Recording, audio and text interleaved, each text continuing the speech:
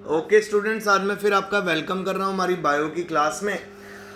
बेटा आज भी मेरे पास कई क्वेश्चंस हैं तो मैं आपके साथ करूँगा। आपको पता है कि हमने बायोटेक्नोलॉजी शुरू कर दिया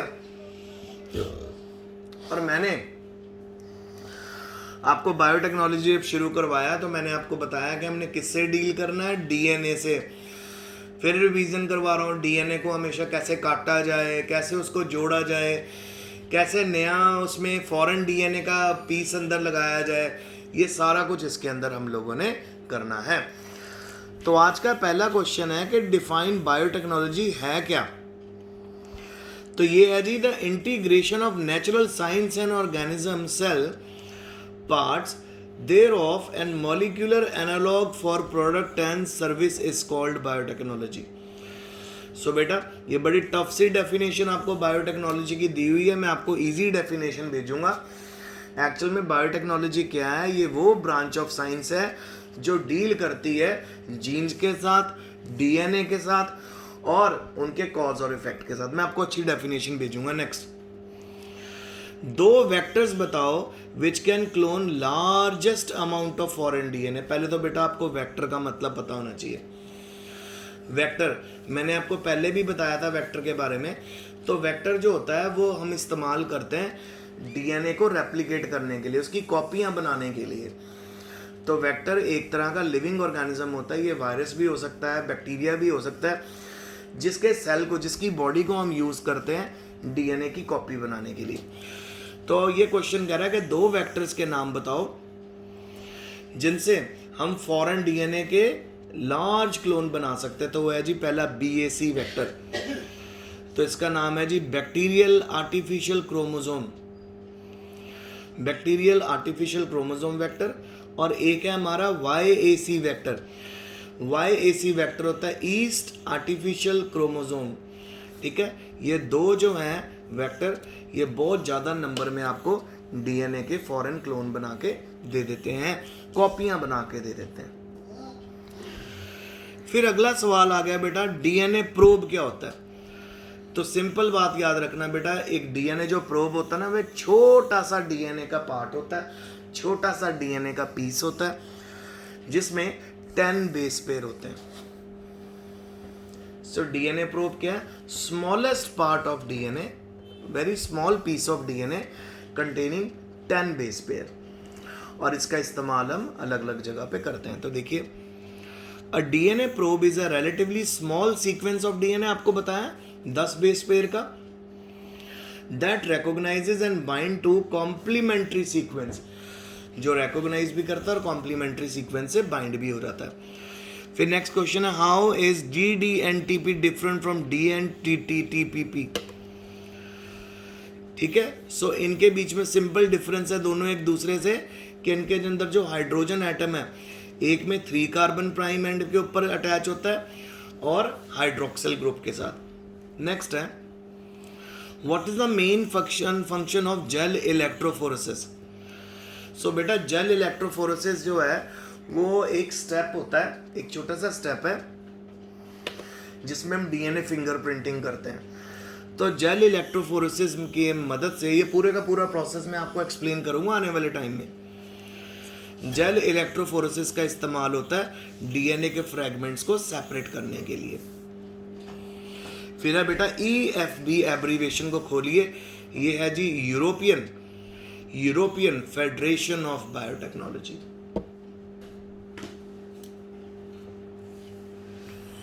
European Federation of Biotechnology. Next है, name the enzyme that prevents sealing or joining of the cohesive cleaved ends of vector। तो इसका आंसर है बेटा अल्कलाइन फॉस्फेटेज। ये टी है बेटा, इसको टी कर लेना। Alkaline phosphatase digest the 5 prime phosphate group from 5 prime end of vector. This prevent formation of phosphodiester bond between 3 prime end and 5 prime end of the vector and thus prevent sealing act।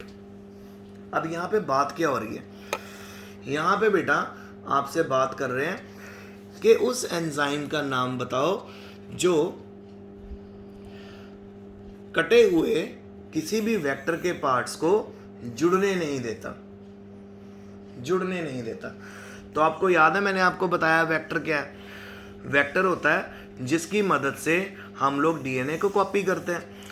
तो बेटा vector के DNA को copy, DNA vector जो है एक तरह से एक मशीन का काम कर रहा है, जिसके अंदर हम छोटा सा पार्ट कोई फॉरेन डीएनए का डाल देते हैं, वो उसको मल्टीप्लाई करवा करवा के उसके नंबर बढ़ा देता है।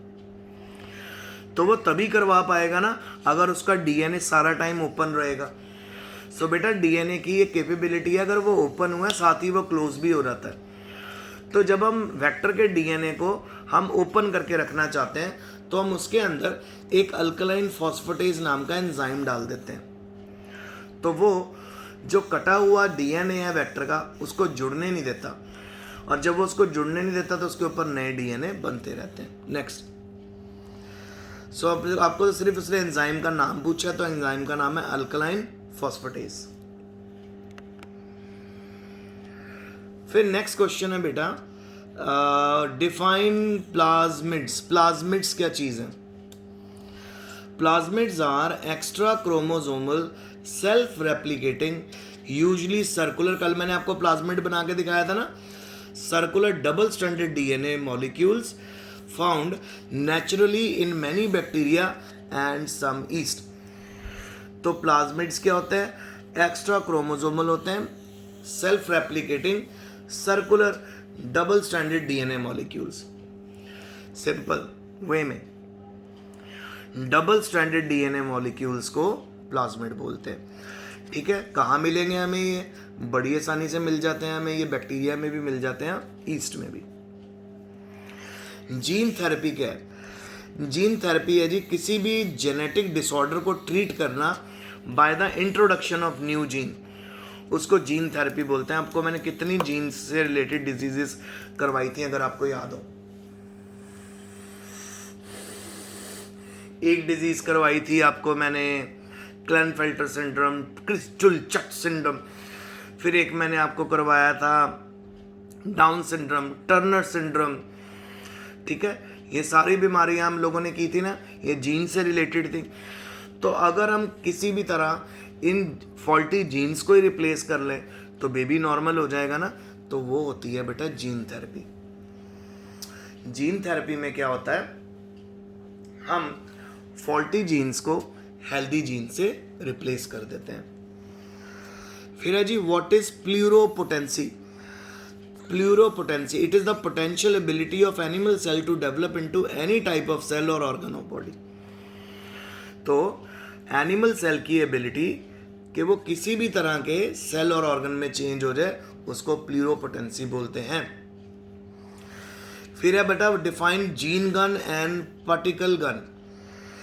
ठीक है, जीन गन एक तरह की नई मशीन है जो जीन्स को सीधा शूट कर देती है प्लांट सेल के जीनोम्स के अंदर। प्लांट सेल के जेनेटिक मटेरियल के अंदर जो फॉरेन जीन है उसको वो एकदम से क्या कर देती है, जीन गन ट्रांसपोर्ट कर देती है। अब कैसे करती है? आपको पता है गन है नाम, तो यानी इसमें बुलेट्स भी होंगी। इसमें बहुत ही माइन्यूट, बहुत ही छोटी मेटल की बुलेट्स होती हैं स्फेरिकल, जिनके ऊपर बेटा जेनेटिक मटेरियल को कोट कर देते हैं। तो बस जीन गन मेथड से हम उसको अंदर इंसर्ट कर देते हैं। अब पार्टिकल गन क्या? देखो, it is tungsten particle coated with DNA and it is bombarded into the cell. यानी टंगस्टन मेटल के पार्टिकल्स होते हैं, उनके ऊपर डीएनए कोटेड होता है और उसको सेल में बम्बार्ड कर देते हैं। नेक्स्ट है बेटा define gene library. Gene library क्या है? Gene library is the collection of all clones, सभी क्लोन्स की collection which represent all the genes of an individual from which they are produced by asexual reproduction. तो सारे jeans की collection, सारे clones की collection, ठीक है, उन सभी के सभी जीन्स को जब हम इकट्ठा रखते हैं तो उसको जीन लाइब्रेरी बोलते हैं। फिर जीन बैंक क्या चीज है? It is a collection of seed, embryo, sperm, spores, DNA segment. Gene bank में सारी चीज़ें आ जाती हैं, सीड भी आ जाते हैं, एम्ब्रियो भी, स्पर्म भी, स्पोर भी और डीएनए सेगमेंट। और इनका इस्तेमाल करते हैं ब्रीडिंग एक्सपेरिमेंट्स में। ठीक है, और एसेक्सुअल रिप्रोडक्शन में भी ये यूज होती है। फिर लास्ट क्वेश्चन आज का, what is the difference between genomic library versus cDNA library. Genomic library में बेटा कलेक्शन होती है क्लोन्स की, जिनमें सारे जीनोम प्रेजेंट होते हैं ऑर्गेनिज्म के। हमारे पास मैसेंजर आरएनए का क्लोन पॉसिबल नहीं है, क्योंकि वो मैसेंजर आरएनए और आरएनए बहुत ज़्यादा अनस्टेबल होते हैं, तो क्लोन बनाना इसके लिए टफ है। इस करके हम क्या करते हैं, इस आरएनए की को एक डीएनए कॉपी में कन्वर्ट कर लेते हैं, जिसको सीडीएनए बोलते हैं, कॉपी ऑफ डीएनए, क्लोनिंग से पहले सूटेबल वेक्टर में। और इस तरह की लाइब्रेरी को हम क्या बोलते हैं, सीडीएनए लाइब्रेरी। मतलब जीन लाइब्रेरी क्या होगी, जीनोमिक लाइब्रेरी, जिसमें सारे जीनोम प्रेजेंट होते हैं ऑर्गेनिज्म के। पर इसकी एक ड्रॉबैक है, इसमें हमारे पास मैसेंजर आरएनए के क्लोन नहीं होते, तो मैसेंजर आरएनए को कन्वर्ट कर लिया जाता है डीएनए की कॉपी में, और इन डीएनए कॉपीज को हम सीडीएनए कॉपी डीएनए लाइब्रेरी में सेव रखते हैं। तो सीडीएनए क्या हुआ, कॉपी डीएनए लाइब्रेरी, और जीनोमिक लाइब्रेरी आपको मैंने बता दिया।